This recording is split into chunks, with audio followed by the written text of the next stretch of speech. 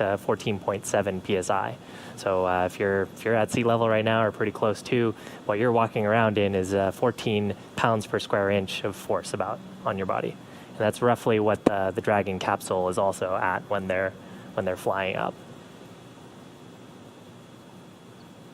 And while those leak checks are in work, the station itself is in the docking attitude. We get to do a pretty cool thing with station during the docking of the Crew Dragon. Normally, the station's attitude or which way it's pointing is controlled by these very large gyroscopes called control moment gyros. And it's a pretty efficient way, only using electricity to keep these large gyros spinning, pointing in opposite directions to help stabilize the station. It's a very large spacecraft. So using thrusters a little more work intensive. We actually switch over to the Russian thrusters during the initial docking of the Dragon spacecraft, and then after that, SpaceX Dragon on Dragon to ground, we saw 2 good leak checks. And Dragon SpaceX on Dragon to ground, we saw the same. Great news, thanks.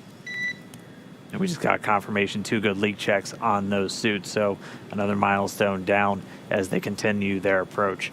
But just to finish that thought, we're on Russian thrusters right now, controlling the attitude on board the space station. We'll flip over back to the control moment gyros, so those are over on the U.S. segment once we make that initial soft capture, just because we don't want, during that final pull-in of that soft capture ring before we get to that ready to latch, the thruster controls of the attitude can be a little bit more jarring, so we switch back over to the control moment gyros and then let Dragon resume its hard mate.